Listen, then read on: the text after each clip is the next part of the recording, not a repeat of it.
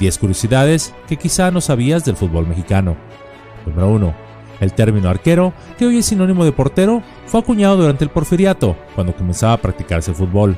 Como los patios de los colegios de ningún modo contaban con porterías, los niños utilizaban los arcos de las construcciones para anotar en ellos, y quien cubría la zona de anotación comenzó a llamarse arquero.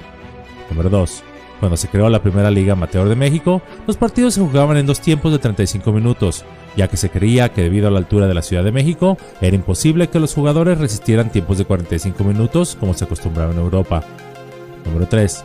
A pesar de que durante el Porfiriato el fútbol se jugaba en territorio mexicano, los equipos estaban conformados por ingleses o escoceses y el lenguaje de la cancha era el inglés.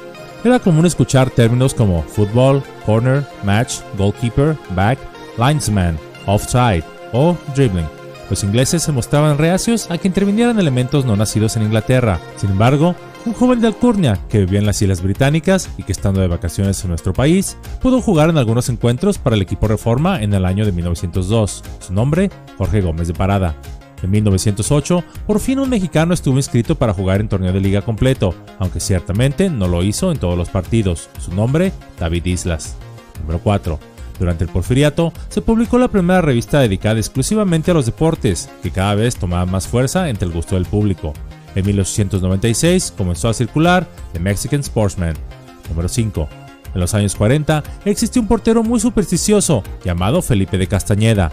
Le decían la marrana, porque acostumbraba a escupirle el balón cada vez que lo tomaba en sus manos. Castañeda entraba al campo de juego antes que los demás integrantes y era también el primero en llegar al estadio. Se acercaba a la portería que le tocaría en turno proteger y enterraba en ellas cruces y figuras, pero sin duda por lo que más se le conocía era por su costumbre de rezar durante el partido cuando un cuadro rival lo atacaba.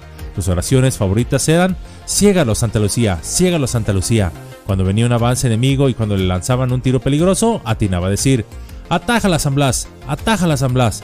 Un domingo, cuando Castañeda pertenecía a los Tiburones Rojos de Veracruz en un partido contra el Atlante, el caballo Mendoza no fue cegado por Santa Lucía y de fuerte tiro colocó el balón en las redes mientras escuchaba el clásico «Atájala San Blas». Rufino Leca, peruano de gran valía y compañero de equipo de Castañeda, al ver que este había cerrado los ojos al momento del disparo, fue por el esférico al fondo de la portería y le dijo muy enojado a su cancerbero «Atájela usted, hijo de...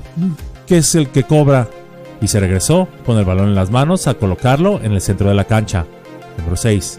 En abril de 1935 se ensayó en México jugar un partido con 2 árbitros en la cancha, la mitad para cada uno. Aun cuando algunos defendieron la medida, al parecer resultó un fracaso, porque las jugadas se cortaban mucho y cada árbitro señalaba de manera distinta acciones similares. Número 7. Las Chivas Rayadas del Guadalajara deben su sobrenombre a un periodista llamado Reinaldo Martín del Campo, anotador, quien ocultaba su amor al Atlas y para burlarse del partido jugado el 30 de septiembre de 1948, los llamó Chivas Locas, porque se movían sin parar por todo el campo de juego y en el titular de un periódico de Guadalajara al día siguiente sentenció, jugaron a las carreras y ganaron las Chivas. El mote fue del agrado de los aficionados del Guadalajara y lo adoptaron como suyo desde entonces. Número 8. El entrenador del Asturias, Fernando Marcos, en 1948, al mismo tiempo que dirigía, narraba desde la banca para la radio el partido y en el medio tiempo y al final escribía la crónica para el periódico Ovaciones. Número 9. El partido México-Suiza en el Mundial de 1950, ambas selecciones tenían una playera idéntica. En un volado se decidió que los suizos debían cambiar su camiseta, pero como a corteses nadie nos gana, la delegación mexicana caballerosamente optó por cederle el derecho a Suiza de utilizar la playera oficial. La selección europea agradeció el detalle y aceptó gustosa, solamente que existía un pequeño problema. Nuestra selección no llevaba un uniforme diferente, por lo que se tenía que conseguir uno de inmediato. Por la premura, era imposible pedirlas a la Federación Mexicana de Fútbol o mandarlas confeccionar en el mismo Brasil. México se hospedaba en las instalaciones del Porto Alegre, por lo que pidió la camiseta prestada al club y así jugó su partido, con un uniforme a rayas. Número 10. Caso único en el fútbol mundial. Ricardo Brandon, en una misma jornada en la fecha 18 del torneo de liga de 1975-1976, jugó con 2 equipos distintos. El jueves 26 de febrero de 1976 lo hizo con el Atlético Español. Al día siguiente fue vendido al Veracruz. En aquellos años se podía vender a un jugador a media campaña. Y como los tiburones les tocaba disputar su partido de fecha 18 al lunes siguiente, alinearon al uruguayo. Para muchos, el fútbol es más que un deporte, es una pasión, un sentimiento y casi un estilo de vida.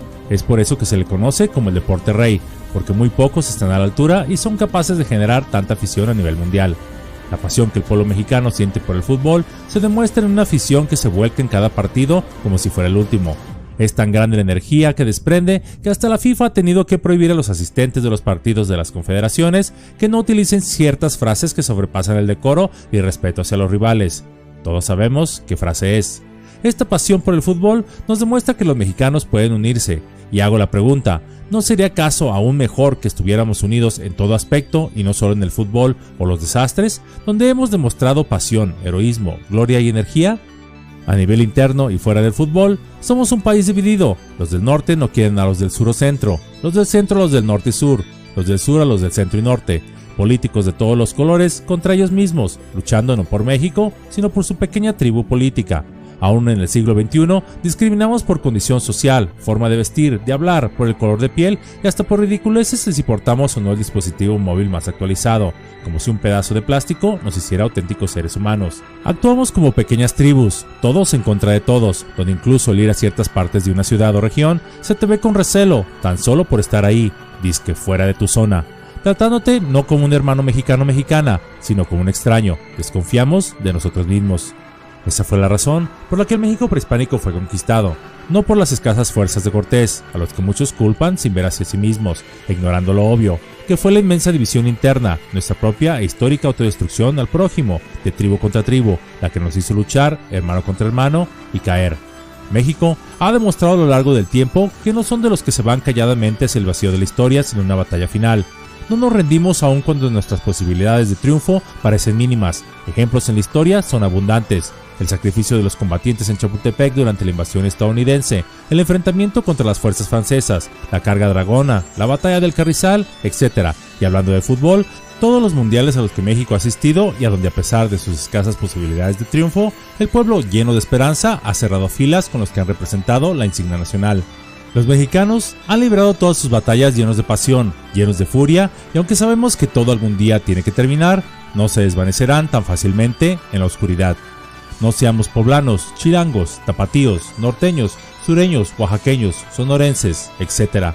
Seamos ante todo mexicanos.